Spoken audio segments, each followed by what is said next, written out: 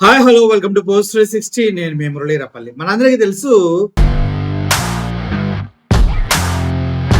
పాపం ఒక టీడీపీ కార్యకర్త టీడీపీ అంటే కోసుకొని రక్తం ఇదిగో పచ్చగా ఉందని చూపిస్తూ, తన పిల్లల రక్తం కోసినా కూడా పచ్చగా వస్తుందని చూపిస్తున్న హార్డ్ కోర్ టీడీపీ అభిమాని, తను పుట్టినప్పటి నుంచి టీడీపీకి తప్పించి వేరే దానికి ఓటు వేయని పాపం అభాగ్యుడు.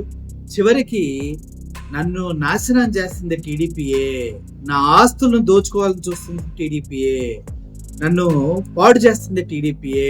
లోకేష్ గారితో మాట్లాడటం కోసం 23 లక్షలు ఇచ్చాను ఒక వ్యక్తికి మ్యాటర్ సెటిల్ చేస్తానంటే, కానీ లోకేష్ కూడా డబ్బులు తీసుకొని మెలకొని ఉన్నాడు. అంటే లోకేష్ తీసుకొని ఉంటారు నాకు తెలిసి.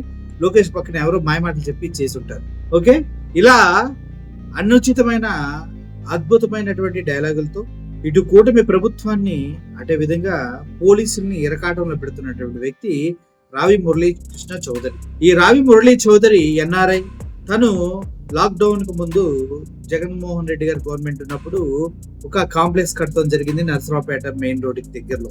ఆ కాంప్లెక్స్ సంబంధించినటువంటి ప్రాపర్టీస్ ని కాచేయటం కోసం పత్తిపాటి పుల్లారావు అండ్ లోకల్ కొంతమంది నాయకులు ట్రై చేస్తున్నారంటూ వార్తలు ఆయన చెప్పడం జరిగింది. ఎందుకంటే ఆయన కాంప్లెక్స్ మెయిన్ రోడ్డు పైన ఉంది. ఆ కాంప్లెక్స్ ని ఎవరు వచ్చినా కూడా దాని లోపలికి రాకుండా చేస్తున్నాడు. సినిమా థియేటర్లు A to Z 60 కోట్లు పెట్టి కట్టాయని చెప్తూ ఉన్నాడు. ఇప్పుడు ఆ కాంప్లెక్స్ ముందు టెంట్ వేసి ఎవరిని రానివ్వకుండా ఆ కాంప్లెక్స్ మొత్తాన్ని కబ్జా చేసినట్టుగా బిహేవ్ చేస్తున్నారు.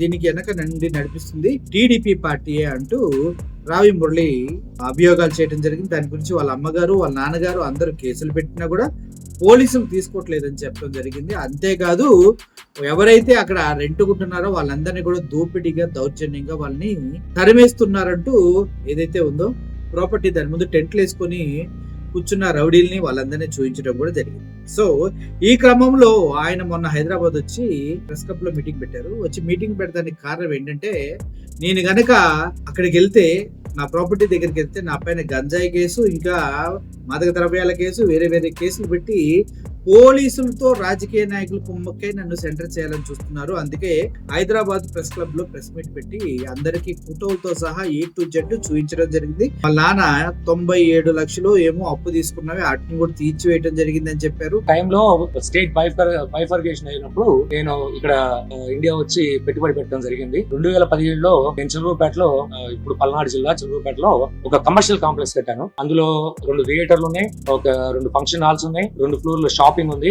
సో భారీ ఎత్తున ఒక 60 కోట్ల రూపాయలు ప్రాపర్టీ అది. సో ఒక ఫంక్షన్ హాల్ కట్టాను. 1,16,000 స్క్వేర్ ఫీట్ కాంప్లెక్స్ అది. సో దాన్ని ఈ మధ్య కాలంలో కొంతమంది పత్తిపాటి పుల్లారావు గారి పేరు చెప్తూ వారి అనుచరులు అంటూ ఆ కాంప్లెక్స్ ని కబ్జా చేశారు.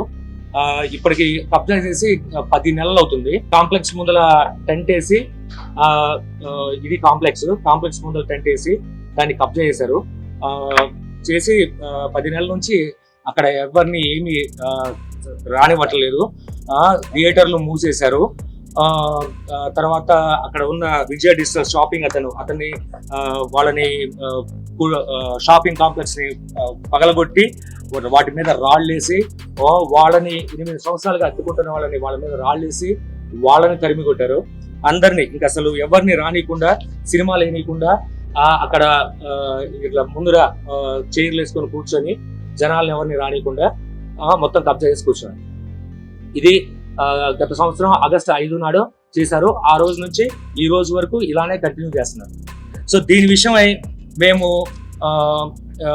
పోలీస్ స్టేషన్కి వెళ్తే మా అమ్మగారు పోలీస్ స్టేషన్ లో కేసు తీసుకోలేదు. ఆగస్టు 5 నాడు మా మదర్ పోలీస్ స్టేషన్కి వెళ్ళి ఇట్లా 40 మంది వచ్చి ఆక్రమించుకొని ఇట్లా గొడవ చేస్తున్నారంటే పోలీస్ స్టేషన్కి వెళ్తే అక్కడ సి రమేష్ గారు పోలీస్ స్టేషన్ లో కేసు తీసుకోలేదని మేము హైకోర్టుకి వెళ్ళి అక్కడ పిటిషన్ వేసి హైకోర్టు ద్వారా పోలీసు వాళ్ళకి ఇన్స్ట్రక్షన్ పంపించి కేసు తీసుకోమని అంటే అప్పుడు ఎఫ్ఐఆర్ కట్టారు. ఎఫ్ఐఆర్ కట్టి ఏ చర్యలు తీసుకోకుండా అక్కడ ఉంటే తర్వాత ఎఫ్ఐఆర్ కట్టి ఏ చర్యలు తీసుకోలేదు. ఆ తర్వాత మేము కేసు పెట్టామని చెప్పేసి కోపంతో ఇట్లా ఆధారాలన్నీ సేకరిస్తున్నాను అన్న దానితో వచ్చి కాంప్లెక్స్ లో ఉన్న సెక్యూరిటీ కెమెరాలన్నీ పగలగొట్టారు. ఆగస్టు 23వ తారీఖు గత సంవత్సరం అన్ని పగలగొట్టేసారు. ఇట్లా పగలగొట్టారని చెప్పేసి మళ్ళీ కంప్లైంట్ పెడితే మళ్ళీ తీసుకోలేదు. కంప్లైంట్లు మేము పెడతా ఉంటాము, వాళ్ళు దాన్ని రిజెక్ట్ చేసి పంపిస్తున్నారు. కంప్లైంట్ తీసుకోరు. 100 నెంబర్కి కాల్ చేస్తే కంప్లైంట్ తీసుకోరు, పోలీస్ స్టేషన్కి వెళ్తే కంప్లైంట్ తీసుకోరు, రిజిస్టర్ పోస్ట్ పంపిస్తే కంప్లైంట్ తీసుకోరు. ఇక అసలు కంప్లైంట్లు అనేవి తీసుకోరు అనమాట చిలకలూరుపేటలో. సో అది ఆ తర్వాత అలా పగలగొట్టారని చెప్పేసి మేము మళ్ళీ హైకోర్టుకి వెళ్ళాం. మళ్ళీ హైకోర్టుకి వెళ్తే హైకోర్టు వారు ఒక ఉత్తర్వులు ఇచ్చారన్నమాట. వీళ్ళని పీస్ఫుల్ గా ఆ ప్రాపర్టీని ఎంజాయ్ చేయనివ్వండి, వాళ్ళకి ప్రొటెక్షన్ కల్పించండి, వాళ్ళకి ఏ ఇబ్బంది లేకుండా చూడండి అని చెప్పేసి హైకోర్టు వారు గౌరవ న్యాయస్థానం ఏది state of Andhra Pradesh principal secretary గారికి, డైరెక్టర్ జనరల్ డీజీపీ గారికి, ఎస్పీ గారికి, చిలకలూరుపేట టౌన్ పోలీస్ స్టేషన్ వారికి అందరికి ఇన్స్ట్రక్షన్ పంపిస్తా వారికి ప్రొటెక్షన్ కల్పించండి అని చెప్పేసి ఒక ఆర్డర్ పాస్ చేశారు గౌరవ హైకోర్టు. ఈ కోర్టు ఆర్డర్ను కూడా వాళ్ళు ధిక్కరించారు. వాళ్ళు దీన్ని కూడా పట్టించుకోలేదు. అసలు కోర్టు ఆర్డర్ కూడా ఇంప్లిమెంట్ చేయట్లేదు. అక్కడ ఉన్న టెంట్ ని ఖాళీ చేయించట్లేదు. అక్కడ వాళ్ళ నాయ కూర్చోబెట్టారు. వాళ్ళు కోర్టు ఆర్డర్ వచ్చిన తర్వాత నేను ధైర్యం చేసి మళ్ళీ కెమెరా పెట్టిస్తున్నా. కెమెరాలు పెట్టించుకోవడానికి కూడా నాకు పర్మిషన్ లేదు. చిలకలూరుపేటలో నా కాంప్లెక్స్ కి సెక్యూరిటీ కెమెరాలు పెట్టించుకోవడానికి కూడా పర్మిషన్ లేదు. ఏమైనా అంటే నాయకులు, టీడీపీ నాయకులు కొంతమంది వచ్చి సారు వద్దన్నారు, పెట్టొద్దన్నారు, సార్ రానివద్దన్నారు, సార్ అద్దన్నారు, ఇదన్నారు అని చెప్పి ఎవరిని మాకు చిలకలూరుపేటలో ఎవరైనా మాకు సహాయ సహకారాలు అందిస్తే, సాయి కార్తిక్ సిటీ సెంటర్ వారికి సహాయ సహకారాలు అందిస్తే వాళ్ళని మేము క్షమించము అని బెదిరించారు. దానికి కొన్ని వాయిస్ రికార్డులు కూడా ఉన్నాయి, నేను తర్వాత మీకు ఇస్తాను. సో అలా కోర్టు ఆర్డర్ వచ్చిన ధైర్యం చేసి మేము మళ్ళీ కెమెరాలు పెట్టించి సినిమాలు 2 సినిమాలు బుక్ చేసి స్టార్ట్ చేస్తే మళ్ళీ నవంబర్ 19 కోర్టు ఆర్డర్ వచ్చింది. నవంబర్ 12వ తారీఖు, నవంబర్ 19 మళ్ళీ వచ్చి మొత్తం మళ్ళీ అంతా నవంబర్ 29వ తారీఖు వచ్చి మళ్ళీ అన్ని సీసీటీవీ రాత్రులు కూడా వచ్చి సీసీటీవీ కెమెరా పగలగొట్టి మొత్తం అసలు అరాచకం అన్నమాట. సీసీటీవీ కెమెరాలు ఇక్కడ వ్యక్తి వచ్చి లోపలికి వచ్చి సీసీటీవీ కెమెరా పగలగొట్టి ఆ తర్వాత ఆ విజయ డిస్ట్రిక్ట్ వాళ్ళని ఖాళీ చేయట్లేదని చెప్పేసి వాళ్ళ మీద రాళ్ళు వేసి అద్దాలన్నీ పగలగొట్టి వాళ్ళ చేత అన్ని ఖాళీ చేయించారు. సో ఇది కోర్టు ఆర్డర్ ఇస్తే వాళ్ళు చేసిన పని. దానికి కోర్టు ఆర్డర్ వచ్చిన ధైర్యంతో, న్యాయస్థానంలో మనకి ఆర్డర్ వచ్చిన ధైర్యంతో నేను చేస్తే వాళ్ళు వచ్చి ఇలా బెదరగొట్టిన తర్వాత వాళ్ళు ఏమని ఇస్తారంటే అఫిడవిట్ కోర్టు వారికి మేము మళ్ళీ కంటెంట్ ఆఫ్ ద కోర్ట్ వేస్తాం. ఇలా కోర్టు ఆర్డర్ ఇచ్చినా కూడా ఇలా జరిగింది అని చెప్పేసి ఈ ప్రూఫ్లన్నిటితో, వీడియో ప్రూఫ్లన్నిటితో మేము కోర్టుకి మళ్ళీ సబ్మిట్ చేస్తే 17 ఫిబ్రవరి 17వ తారీఖు లోకల్ సిఐ రమేష్ గారు వచ్చి అసలు అక్కడ ఏమీ జరగట్లేదు అని అఫిడవిట్ ఇచ్చారండి. అక్కడ ఏమీ జరగట్లేదు, అసలు అన్ని థియేటర్లన్నీ సక్రమంగా జరుగుతున్నాయి, షాపులన్నీ ఉన్నాయి, ఆ షాపుల్లో పనిచేసే వాళ్ళ దగ్గర మేము స్టేట్మెంట్లు తీసుకున్నాము అని చెప్పి అక్కడ అంతా సాఫీగా ఉంది అని చెప్పి అఫిడవిట్ ఇచ్చారండి. అసలు ఇంత దారుణం. ఇప్పుడు ఇంతమంది ఈ అఫిడవిట్ లో ఎవరు మున్సిపల్ కమిషనరు, ఎంఆర్ఓ, విఆర్ఓ వీళ్ళందరూ కూడా అఫిడవిట్ ఇచ్చారు. ఎవరి ప్రోద్బలంతో ఈ అఫిడవిట్ ఇవ్వాల్సి వచ్చింది? ఎవరు వెనకాల లేకపోతే ఇంత దారుణం చేస్తారా? అసలు ఏం జరుగుతుంది? అసలు న్యాయ వ్యవస్థకి అసలు గౌరవించట్లేదు. సో అది అఫిడవిట్ ఇచ్చి మమ్మల్ని రానియకుండా ఊళ్ళోకి. ఈ రోజు నేను ఇక్కడ హైదరాబాద్ లో ప్రెస్ మీట్ పెట్టాల్సి వచ్చింది అంటే కారణం, నేను చిలకలూరుపేటలో ఉంటే నా మీద డ్రగ్ కేసు పెట్టి నన్ను బట్టలు తీసుకుట్టి అరెస్ట్ చేస్తామని చెప్పి బెదిరిస్తున్నారు. మా మామకి కాల్ చేసి మీ వాడు గనక ఊళ్ళోకి వస్తే వాడిని కొడతాం, వాడి బట్టలు కూడా తీసుకొడతాం, అరెస్ట్ చేస్తాం, ఎల్ఎస్డి కేసు పెట్టి, ఎల్ఎస్డి డ్రగ్ కేసు పెట్టి అరెస్ట్ చేసి జైల్లో వేస్తాం అని బెదిరిస్తున్నారు. మా అమ్మ నాన్నను కూడా తెలిసే పరిస్థితి లేదు. నేను హైదరాబాద్ పిలిపించుకొని కలవాల్సి వచ్చిన పరిస్థితి నాకు. 60 కోట్ల రూపాయలు పెట్టుబడి పెట్టిన ఎన్ఆర్ఐకి జరిగే అన్యాయం ఇది. దీని వెనక కందిబండ్ల అంజిబాబు, తెలప్రోలు వీలయ్య, తర్వాత కావూరు ఆంజనేయులు, మిన్నైకంటి రవీంద్రబాబు, ఇలా 4-5 ఉన్నారు. వాళ్ళ వెనకాల కొంతమంది లోకల్ టీడీపీ నాయకులు ఉన్నారు. అందుకనే వాళ్ళకి ఆ ధైర్యంతోనే ఆ అధికారం ఉంది అన్న దానితోనే ఈ సిఐ రమేష్ ప్రత్యేకంగా ఆయన సహకారంతో ఇదంతా చేస్తున్నారు. 100 ఫోన్ చేస్తే 24 గంటల టైం పట్టిద్దామా అని చెప్పాడు. సరే 24 గంటల టైం తర్వాత మాకు మరి అది నోటీసు మాకు ఇవ్వాలి కదండి, మేము ఇచ్చినట్టు అని అంటే 76 గంటల టైం పట్టిద్దామా మేము ఎంక్వైరీ చేసి మీకు నోటీస్ ఇవ్వాలంటే అన్నాడండి. ఇక ఊపిరి పోయినా ఎవరు వచ్చి ఏమైనా చేసినా ఇక అదేగా. ఒకసారి చెప్పండి. అసలు అంత ఆస్తి పెట్టుకుని ఒక ఎన్ఆర్ఐ 20 సంవత్సరాల నుంచి ఉంటే ఒక ఎన్ఆర్ఐ నేను 25 సంవత్సరాల నుంచి నేను టీడీపీ అండి, ఎన్ఆర్ఐ టీడీపీ మెంబర్. గత 35 సంవత్సరాలుగా నేను టీడీపీలో పనిచేస్తున్నాను. మొన్న 2024 ఎలక్షన్స్ కి నేను ఎంత కష్టపడి పనిచేశానంటే అమెరికా నుండి మేము ఇగో మా పిల్లలు బాబుతో నేను అని ప్రొటెస్ట్ చేసాం. ఇది 2 ప్రాపర్టీలు అండి. ఇది వచ్చేసి కాంప్లెక్స్ 100% నా పేరు మీద ఉంది. మొత్తం అంతా లోన్ నా పేరు మీద ఉంది. ల్యాండ్ డాక్యుమెంట్స్ నా పేరు మీద ఉంది. ఆక్యుపెన్సీ సర్టిఫికేట్ నా పేరు మీద ఉంది. ట్యాక్స్లు నేను కడుతున్నాను. ఈ పక్కన ఉన్న ప్రాపర్టీ వచ్చేసి మా మిస్సెస్ పేరు మీద ఉంది. అందులో ఒక ఐస్ ఫ్యాక్టరీ ఉంది అనమాట. ఈ 2 ప్రాపర్టీని కలిపి కబ్జా చేశారు. సో ఈ కబ్జా చేయడానికి కారణం ఏంటంటే మా నాన్నగారు ఏదో అప్పు తీసుకున్నారంటండి. ఏది కందిబండ్ల అంజుబాబు అనే అతని దగ్గర అప్పు తీసుకున్నారంట. అది ఎప్పుడో ఇతర కారణాల వల్ల అప్పు తీసుకున్నారు. సో అయితే వాళ్ళిద్దరికి ఆ అప్పు తీసుకునే దానిలో చిన్న గొడవ, కాన్ఫ్లిక్ట్, ఫైనాన్షియల్ డిస్ప్యూట్. ఇప్పుడు సహజంగా ఎవరైనా అప్పులు చేస్తారండి, అందులో ఉండదు. అప్పులు ఉన్నప్పుడు చిన్న గొడవలు అవుతాయి, ఫైనాన్షియల్ డిస్ప్యూట్స్ ఉంటాయి. అలా అని చెప్పేసి అప్పుడు ఇలా ఫైనాన్షియల్ డిస్ప్యూట్ ఉన్నప్పుడు ఎవరు సాధారణంగా ఏం చేస్తారు, కూర్చొని మాట్లాడుకొని ఇది కాదయా, ఇది నువ్వు ఇంత తీసుకున్నావు దీనికి ఆధారాలు ఇవి అని చెప్పి కూర్చొని మాట్లాడుకొని దాన్ని పద్ధతి ప్రకారం రిజాల్వ్ చేయాలి. అసలు ఆ అప్పు తీసుకున్న వివరాలు అయితే నాకైతే తెలియదు. మా నాన్నగారు ఇక్కడే ఉన్నారు, మీరు అడగచ్చు. నాకు మా నాన్నగారు అప్పు చేసిన వివరం అస్సలు తెలియదు. సో వాళ్ళిద్దరి మధ్య డిస్ప్యూట్ అయ్యింది. డిస్ప్యూట్ అయిన తర్వాత గత సంవత్సరం జూన్ 24 తారీఖు మా నాన్నగారిని, జూలై 24 తారీఖు మా నాన్నగారిని బలవంతంగా పోలీస్ స్టేషన్ తీసుకెళ్లి నువ్వు మాకు ఆల్రెడీ అప్పటికే మా మిస్సెస్ ల్యాండ్ మా నాన్నగారు మార్టిగేజ్ చేశారు, అప్పు తీసుకున్నారు కదా. సో ఆ అప్పుకు సంబంధించి మార్టిగేజ్ చేస్తున్నారు అనమాట. సో ఆ క్రమంలో వాళ్ళిద్దరి మధ్య గొడవ అయితే పోలీస్ స్టేషన్ తీసుకెళ్లి బలవంతంగా ఆస్తుల మీద సంతకాలు పెట్టు, అది ఇది అని బలవంతం చేస్తే ఆయన ఏం చేయాలో తెలియక అక్కడ నుంచి ప్రాణభయంతో హైదరాబాద్ వచ్చారండి. సో ప్రాణభయంతో హైదరాబాద్ వచ్చాడని చెప్పేసి ఇదే ఆధారంగా చూసుకొని జూలై 5th నాడు ఆక్రమించుకొని ఊరంతా పోస్టర్లు వేశారు. కనబడట్లేదు, అప్పు తీసుకొని పారిపోయాడు, 8.5 కోట్లు అప్పు తీసుకొని పారిపోయాడు అన్నాడు. అది కదండి, ఇప్పుడు అప్పు తీసుకొని పారిపోతే 60 కోట్ల రూపాయల ఆస్తి ఉంది. ఆస్తి నాది, అప్పు తీసుకుంది మా నాన్న. ఆయన అక్కడి నుంచి వెళ్ళిపోయాడని చెప్పేసి నా ఆస్తిని కబ్జా చేశారు. అందులో 30-40 మంది పనిచేస్తున్నారు. నేను నెలకి 5-6 లక్షల రూపాయలు జీఎస్టీ కడుతున్నాను. అట్లాంటి వ్యక్తిని మొత్తం మూసేశారు. అప్పు చేశారని పారిపోయారు అంటారు.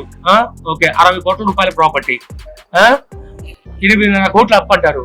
అసలు అంత లేదు, అదే కదా డిస్ప్యూట్ అంతా. సో కూర్చొని సెటిల్ చేసుకోవాలి. దాన్ని కాకుండా అధికారం ఉంది కదా అని చెప్పేసి మొత్తం ఆక్రమించారు. Direct respond 124 to take appropriate steps to protect the petitioner from the untoward incidents and maintain the law and order. Court clear గా ఆర్డర్ ఇచ్చింది. అక్కడ లా అండ్ ఆర్డర్ మెయింటైన్. ఈ రోజు మీరు ఇప్పుడు ఈ నిమిషం అక్కడికి ఎవరైనా పంపిస్తే అక్కడ టెంట్ ఉంటుంది, టెంట్ లో మనుషులు ఉంటారు. పోలీసులు పూర్తిగా అసలు వాళ్ళకి సపోర్ట్ చేస్తారు. నన్ను ఊళ్ళోకి రానివ్వరు అంటే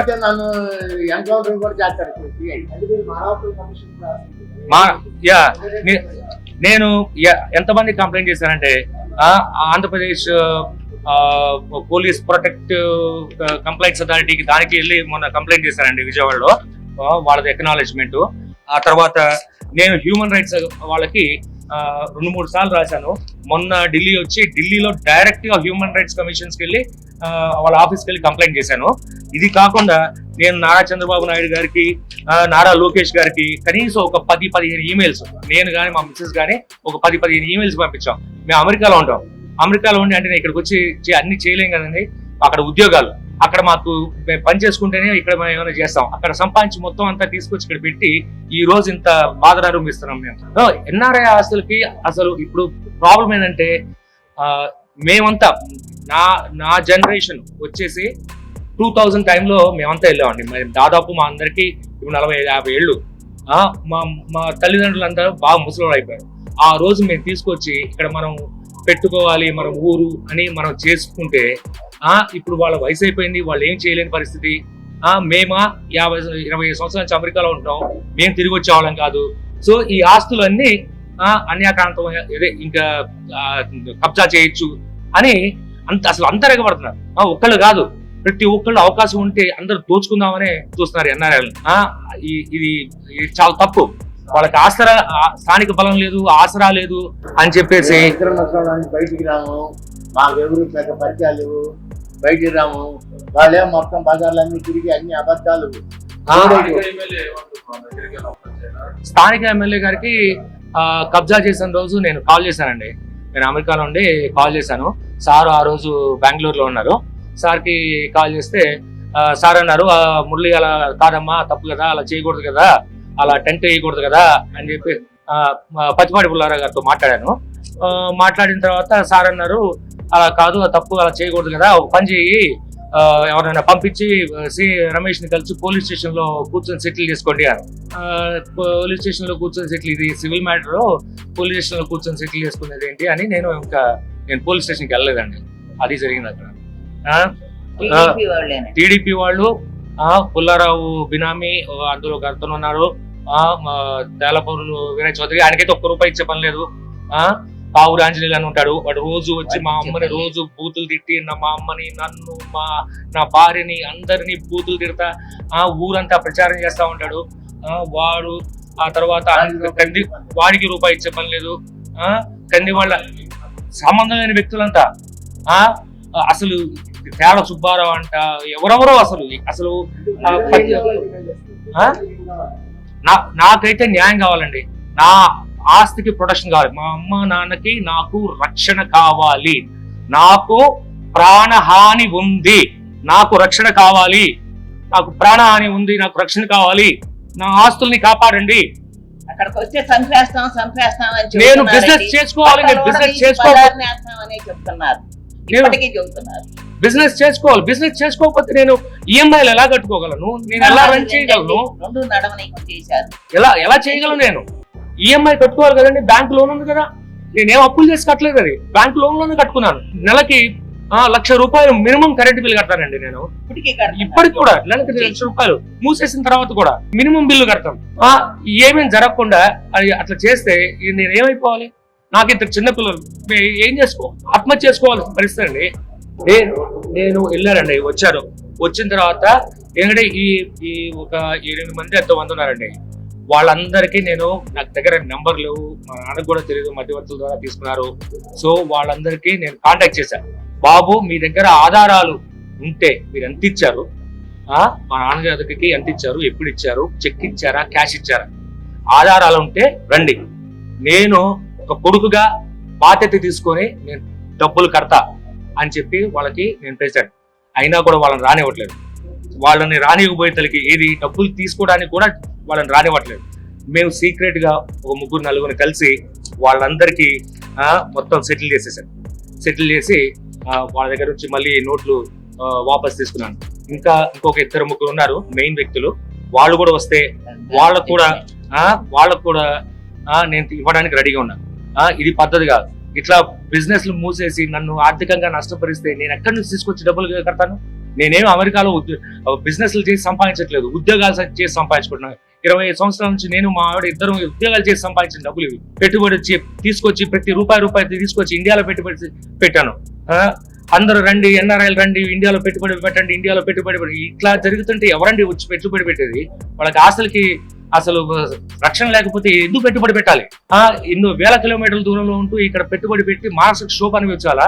ఫైనల్ గా నాకు కావాల్సింది సార్, మమ్మల్ని ఆ షాపు కాంప్లెక్స్ ఓపెన్ చేసుకొని దాన్ని నడిపించే విధంగా మాకు రక్షణ కల్పించాలి. ఆ షాపు కాంప్లెక్స్ ఓపెన్ చేసుకొని నడిపించే విధంగా మాకు రక్షణ కల్పించాలి. మా అమ్మకి నాన్నకి నాకు ప్రాణహాని ఉంది, మాకు నా ప్రాణహాని అది రక్షణ కల్పించాలి, ప్రాణ రక్షణ కల్పించాలి. అది నేను ఫైనల్ గా కోరుకుంది. తర్వాత ఈ ఎవరైతే మా నాన్నగారు అప్పు తీసుకున్నారన్నారో వాళ్ళు ముందుకొచ్చి డబ్బులు తీసుకుంటారంటే మేము కట్టడానికి సిద్ధంగా ఉన్నాము. ఇక్కడితో ఆపేసేయండి, ఈ అరాచకాన్ని ఇంతటితో ఆపేసేయండి. ఇది మంచిది కాదు, ఇది ఆంధ్రప్రదేశ్ మంచిది కాదు, ఆంధ్రప్రదేశ్ భవిష్యత్తు కూడా మంచిది కాదు. 75 ఏళ్ళండి. అయ్యో పారిపోయాడు. నేను ఒక ఎగ్జాంపుల్ చెబుతానండి. 2 నెలలు అయిందండి వచ్చి పారిపోయాడంటే, మరి ఒక్కళ్ళ లోపలికి వచ్చి ఏందని అడిగిన వాళ్ళు లేరు. ఇంకొకటి మీ ప్రశ్నకి ఇంకొక రిక్వెస్ట్, చిలకలూరుపేటలో అన్ని ఆంధ్రజ్యోతి, ఈనాడు అన్ని ప్రెస్లు ఉన్నాయి. ఒక్కళ్ళని రానిలేదండి, ఒక్కళ్ళని రానిలేదు మాట్లాడటానికి. ఎవరు వచ్చినా ఎవరిని ఒక్కళ్ళ రానిలే. వాళ్ళు చెప్పుకోవటం ఏంటంటే మా తలా 5,000 ఇచ్చాము, ఎవరు రాదు మీ దగ్గర. కనీసం సాక్షాత్ కూడా వచ్చి కూడా అమ్మ మళ్ళీ నేను స్నానం చేసి వస్తానమ్మా అన్నాడు, వెళ్ళిపోయాడు, ఇక రాలేదు. అదే బేసిక్ గా మొత్తం ఎవరిని రానికుండా బెదిరించి వీల్లేదు, వెళ్తే మీ మీద కేసులు. బయట ఎట్లా ప్రచారం నాకు తెలియదు అసలు. మామూలుగా ఇట్లా 8.5 కోట్లు ఇవ్వాలని పోస్టర్లు వేసారని ఇంతవరకు తెలుసు. కానీ నేను బయట వచ్చి చంద్రబాబు నాయుడు గారి అపాయింట్మెంట్ కోసం ట్రై చేస్తే కొంతమందితో మాట్లాడాను. వాళ్ళు అంటారు, మీ నాన్న 15 కోట్లు 20 కోట్లు అప్పు చేసి పారిపోయాడు. ఎవరు అడిగినా కూడా మీ నాన్న 20 కోట్లు 30 కోట్లు తీసి పారిపోయారు. అసలు 20-30 కోట్లు 75 ఏళ్ల వ్యక్తికి ఎవరండి ఇచ్చేది? ఏం చూసిస్తారు? అసలు ఇస్తారా ఎవరైనా? కార్ లోన్ తీసుకోవాలంటే ఎన్ని వెరిఫికేషన్లు ఉంటాయి, ఎన్ని ఉంటాయి? 75 వ్యక్తి 15-20 కోట్లు అసలు తీసుకున్న వ్యక్తి ఆయన అన్ని అబద్ధాలు అట్లా స్ప్రెడ్ చేసి నన్ను చంద్రబాబు నాయుడు గారిని కలవనీయకుండా, లోకేష్ గారిని కలవనీయకుండా, ఎవరిని కలవనీయకుండా కంప్లైంట్ సెంటర్ అది కబ్జా చేసిన రోజు మా మదరు వంగలపూడి అనిత గారిని టీడీపీ పార్టీ ఆఫీస్ లో ప్రజా దర్బారు పెడితే అక్కడికి వెళ్ళి కలిస్తే అక్కడ తీసుకున్నారు. అక్కడ తీసుకొని ఎస్పీ గారికి కాల్ చేస్తే వాళ్ళు డబ్బులు తీసుకొని పారిపోయాను, వదిలేశాను. అక్కడ నుంచి వెళ్ళి పవన్ కళ్యాణ్ గారి ఆఫీస్కి వెళ్ళి బొలిశెట్టి సత్యనారాయణ గారిని కలిస్తే అక్కడ నుంచి అది మళ్ళీ మా దగ్గరకు వచ్చేది అని అన్నాడు. అట్లా ఎవ్వరు అసలు ఎంత దారుణం అంటే అసలు మా మాట వినరా? కోర్టు న్యాయస్థానం కూడా ఎవరికైనా ఉరిశిక్ష చేసేటప్పుడు నువ్వు చెప్పుకోవాల్సిన ఏమైనా ఉందా అని అడుగుతారు. ఇక్కడ నాకు చెప్పుకోవాల్సిన ఏమైనా ఉందా అని అడిగేవాళ్ళే లేరు. ఏం జరిగింది, ఏమైంది మురళి, ఏంటి నీ బాధ, ఏంటి నీ సోషల్ మీడియాలో పోస్టులు తిట్టానండి. వాళ్ళు మా అమ్మని, నన్ను, మా ఆవిడని ఎంత తిడుతున్నారు, ఎంత అసహ్యంగా తిడుతున్నారు. వాళ్ళు తిట్టిన తర్వాత కదా నేను తిట్టింది. ఇలా చాలా చెప్పినా కూడా ఆ ప్రాపర్టీ మీద కన్నేసినటువంటి లోకల్ రాజకీయ నాయకులు టీడీపీ వారు మాత్రం పాప సొంత పార్టీ వాడిని కూడా చూడకుండా 60 కోట్ల ప్రాపర్టీ, ఇప్పుడు దగ్గర 100 కోట్లే ఉంటుంది, ఆ ప్రాపర్టీని దోచుకోవడానికి చూస్తున్నారంటే ఆయన అభియోగాలు చేశాడు. దీనిపైన ఇప్పుడు మొన్న మనకు తెలుసు, మన పల్నాడు ఎస్పీ గారు శ్రీనివాసరావు గారు గతంలో కూడా చాలా మాటలు మాట్లాడుతూ ఉంటారు. ఆయన ఇప్పుడు ఈ విషయం పైన మాట్లాడటం జరిగింది. సార్ ఆయన ఏమంటాడంటే, అసత్యంగా మాట్లాడుతున్నారు, అసలు మేమంతా సిన్సియర్ గా ఉన్నాం, మరి సిన్సియర్ గా ఉంటే అక్కడ టెంట్ వేసుకుని ఎందుకు కూర్చున్నారు సార్, ఆ ప్రాపర్టీని ఎందుకు ఆయనకి హ్యాండ్ ఓవర్ చేయలేదు, కోర్టు ఆర్డర్లు ఇచ్చినా అని మేము కూడా అడుగుతూ ఉన్నాం. మరి దానికి ఈయన ఏం చెప్తారు తెలియదు, కానీ ప్రస్తుతానికి ఆయన మాట్లాడుతున్నాడు, వినండి. స్టేషన్ పరిధికి సంబంధించి ఒక ఫైనాన్షియల్ డిస్ప్యూట్ కి సంబంధించి ఇప్పుడు నేను తెలియజేస్తున్నాను. రావి మురళీమోహన్ అనేటువంటి ఒక ఎన్ఆర్ఐ, వాళ్ళ తాలూకా ఒక ప్రాపర్టీ సాయి కార్తిక్ సెంటర్ అనేటువంటిది చిలకలూరుపేట టౌన్లో ఉండడం జరిగింది. ఆయనకు లోకల్గా ఉన్నటువంటి కొంతమంది ఫైనాన్షియల్గా సపోర్ట్ చేయడం జరిగింది అనేది తెలుస్తుంది. వాళ్ళ మధ్య ఉన్నటువంటి ఈ ఫైనాన్షియల్ డిస్ప్యూట్ సంబంధించి గొడవలు జరుగుతూ ఉన్నాయి. వాళ్ళని అడగడం కానీ, లేదా వాళ్ళ సెంటర్ దగ్గరకు వచ్చి వాళ్ళ ఏదైతే ఉందో వాటిని ప్రశ్నించడం కానీ, ఇవన్నీ ఎర్లియర్ జరుగుతూ ఉన్నాయి. వాటికి సంబంధించి పోలీస్ దగ్గర పిటిషన్స్ అనేటువంటివి బేసికల్గా వాళ్ళ తాలూకు ఫైనాన్షియల్ డిస్ప్యూట్ని క్లియర్ చేసుకోవడానికి పోలీస్ పరంగా కొన్ని కేసెస్ని క్రియేట్ చేయడం కానీ, కొన్ని కేసెస్ని పెట్టడం కానీ, లేదు సింపుల్గా బేస్లెస్ ఎలిగేషన్స్ పోలీస్ మీద చేయటం కానీ, ఒక ఎన్ఆర్ఐగా ఉంటూ అక్కడ నుంచి ఇక్కడ ఉన్నటువంటి వ్యవస్థలను తప్పు పట్టడం కానీ, సోషల్ మీడియాలో ఏది పడితే అది ఎలా పడితే అట్లాగా చేయడం జరిగింది. దీనిలో క్రమంగానే ఆయన 7 రిట్ పిటిషన్స్ ని వేయడం జరిగింది, 4 కంటెంప్ట్ కేసెస్ వేస్తున్నారు, ఈవెన్ హెబియస్ కార్పస్ కూడా అందులో వేయడం జరిగింది.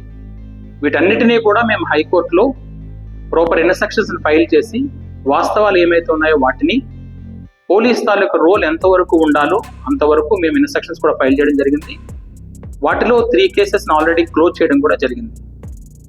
ఈ సందర్భంగా నేను తెలియజేసేది ఏంటంటే, ఎన్ఆర్ఐగా ఉంటున్నటువంటి మీరు అన్నెసరీగా ఇట్ ఈస్ అవర్ ల్యాండ్, ఇక్కడ సిస్టమ్స్ ఉన్నాయి, ఈ సిస్టమ్స్ని మీ తాలూకా స్వప్రయోజనాలకి మీకు అనుగుణంగా మారకపోతే మీకు నచ్చినట్టుగా బేస్లెస్ ఎలిగేషన్స్ చేస్తాము అంటే మాత్రం ఖచ్చితంగా చట్టపరంగా యాక్షన్స్ తీసుకుంటాము. మీరు పెడుతున్న వీడియోలు కానీ స్థానిక ప్రజాప్రతినిధుల పట్ల కానీ లేదా ఇతరత్ర వాళ్ళ పట్ల కానీ చేస్తున్న వాటన్నిటినీ కూడా పరిశీలిస్తున్నాము, కేసెస్ కూడా కడుతున్నాము. వాటి మీద కూడా ఖచ్చితంగా చర్యలు అయితే ఉంటాయి. పోలీసుని కానీ ఇతర వ్యవస్థలను కానీ బేస్లెస్ ఎలిగేషన్స్తో కౌంటర్ చేయాలని మాత్రం అనుకుంటే దాన్ని చూస్తూ ఊరికైనటువంటి పరిస్థితి లేదు. ఖచ్చితంగా చట్టపరంగా చర్యలు తీసుకుంటామని హెచ్చరిస్తున్నాం. సో ఇక్కడ ఉన్నటువంటి ఏవైతే ఉన్నాయో వీటన్నిటినీ కూడా మా చట్టపరంగా ఖచ్చితంగా చట్టానికి అనుగుణంగానే మేము చర్యలు తీసుకుంటున్నాము. అన్నిటినీ కూడా గౌరవ న్యాయస్థానాలకు కూడా తెలియజేయడం జరుగుతుంది. గౌరవ న్యాయస్థానాల్లో కూడా వీటి విషయాలన్నింటినీ కూడా పొందుపరచడం కూడా జరుగుతుంది. సో మరొకసారి మీకు తెలియజేస్తున్నాము, మీ యొక్క సమయాన్ని అన్నెసరీ ఎలిగేషన్స్తో వెచ్చించి మా యొక్క విలువైన సమయాన్ని కానీ ఇతర సంస్థల తాలూకా సమయాన్ని కానీ వృధా చేయొద్దు. ఈ విధంగా చేస్తే మాత్రం ఖచ్చితంగా అన్ని రకాలైనటువంటి చర్యలు కూడా తీసుకోవడం జరుగుతుందని తెలియజేస్తున్నాను. Thank you. ఇన్వెస్టిగేషన్లో మనకి ఫ్యాక్ట్స్ ఏమైనా వస్తే చట్టపరంగా ఏ చర్యలు ఉంటే ఆ చర్యలన్నీ కూడా తీసుకుంటాం. సో విన్నారు కదా, ఇప్పుడు ఎస్పీ గారు తన వర్షన్ మొత్తం చెప్పాడు. ఏందో ఈయన బెదిరిస్తున్నట్టుగా ఉంది నాకు ఎస్పీ గారు. మేము కూడా రివర్స్ కేసులు పెడతాం, అభియోగాలు చేయొద్దు మా పైన, అది ఇది అంటూ ఎస్పీ గారు రివర్స్ లో అతనికే వార్నింగ్ ఇస్తున్నట్టు మాట్లాడుతున్నారు. ఎవరైతే అక్కడ పొజిషన్ లోకి రావడం కోసం దారుణంగా బిహేవ్ చేస్తున్నారో వాళ్ళ గురించి ఎస్పీ గారు కూడా ఒక మాట కూడా మాట్లాడలేదు, అక్కడ ఉన్న టెంట్లు తీసేయలేదు. ఇప్పుడు ఎస్పీ గారు డైరెక్ట్ చెప్పాల్సింది ఏంటి, ఆ ప్రాపర్టీ మీదైనప్పుడు మీ పేరు మీద ఉన్నప్పుడు ఈ సివిల్ కేసులు ఏమన్నా క్రిమినల్ కేసులు ఏమన్నా కోర్టులో తీర్చుకోవాలి. ఆ ప్రాపర్టీ ముందు ఎవడే రావద్దు, ఆ ప్రాపర్టీని రెంట్కి వచ్చే వాళ్ళు రావచ్చని బయట బోర్డు పెట్టొచ్చు కదా, టూలెట్ మీరు ఎవరైనా వచ్చి ఇక్కడ ఉండొచ్చు అనేసి. సో ఆయన సాయి కార్తిక్ శెట్టి సెంటర్ ఏదైతే ఉందో దాన్ని ఆక్రమించుకోవడానికే అన్ని విధాల ప్రయత్నాలు జరుగుతున్నాయి. అది ఎస్పీ గారికి తెలుసు, అందరికీ తెలుసు. కానీ ఇప్పుడు ఆయన చేస్తున్న ఫైట్ టీడీపీకి చాలా తలనొప్పిగా మరి. సొంత పార్టీ వ్యక్తికే ఇంత దారుణమైన పరిస్థితి ఉంది ఏంట్రా బాబు అంటూ చాలా మంది చిలకలూరిపేటలో మాట్లాడుకుంటూనే ఉన్నారు. ఈ చిలకలూరిపేటలో ఏదైతే సాయి కార్తిక్ సిటీ సెంటర్ ఉందో దానిలో ఉన్న ప్రతి ఒక్కటి ఈ మురళికి సంబంధించింది. తను ఒక ట్విట్టర్ పేజ్ కూడా స్టార్ట్ చేశాడు, జస్టిస్ ఫర్ మురళి అంట. దానికోసం ఆయన చేసుకున్న పేజ్ ఇది. సో ఇందుట్లో ఎస్పీ గారికి ఆయన డైరెక్ట్ గా అడగడం జరిగింది, ఏమని, పల్నాడు ఎస్పీ గారు ప్రెస్ మీట్ నా గురించి అని ఆయనే పెట్టి, నేను ఆధారాలతో ఆరోపణలు చేశాను, మీరు కూడా ఆధారాలతో ప్రెస్ మీట్ పెడితే బాగుండేది అన్నాడు. అంటే గాలి మాటలు మాట్లాడుతున్నారంటూ ఆయన వర్షన్ అన్నమాట. పిచ్చిగా మాట్లాడుతున్నారు ఆధారం లేకుండా అనేది ఆయన వర్షన్. సో ఎస్పీ గారు మీకు కూడా ఆయన చెప్తూ ఉన్నాడు, మీరు ఆధారం లేకుండా మాట్లాడుతున్నారు. ఇప్పుడు హడావుడిగా మీరు మీ ప్రెస్ మీట్ పెట్టవలసిన అవసరం ఎందుకు వచ్చింది అనేది మీకే తెలియాలి. మీ వెనక ఎంత ప్రెషర్ ఉందో కూడా మాకు అర్థమవుతుంది. అంతేకాదు రావి మురళి గారు ఆయన సాయి కార్తిక్ సిటీ సెంటర్ ఎక్కడైతే చిలకలూరిపేటలో ఉందో ఆ చిలకలూరిపేట ప్రాపర్టీ ఆయనది, ఆయన సొంతం. మీరు కోర్టు ఆర్డర్ల ప్రకారం అక్కడ ఉన్న వాళ్ళని ఖాళీ చేయాల్సిన రెస్పాన్సిబిలిటీ మీది. ఫస్ట్ మీరు అది ఆయన చూపించిన కోర్టు ఆర్డర్లు మేము కూడా చూసాం కాబట్టి మీరు ఖాళీ చేయించేసి దాన్ని మురళి గారికి ఇప్పించేయండి. తర్వాత ఏమన్నా ఉంటే వాళ్ళు కోర్టులో చూసుకుంటారు. కానీ అక్కడ టెంట్లు వేసుకున్న వాళ్ళని మీరు ఏమనకుండా మళ్ళీ సేమ్ మురళి గారి పైన ఇలా చేయడం కరెక్ట్ కాదేమో మాకు అనిపిస్తుంది. ఒకవేళ తీవ్రంగా దీనిపైన ముందుకు వెళ్ళాలని తెలుసుకుంటే విత్ డాక్యుమెంట్స్ మురళి గారి దగ్గర తీసుకొని ప్రజలకి అర్థమయ్యేలాగా మళ్ళీ ఇంకోసారి చెప్పే ప్రయత్నం చేస్తాం. Thank you for watching this video. Murali signing off. Thank you so much.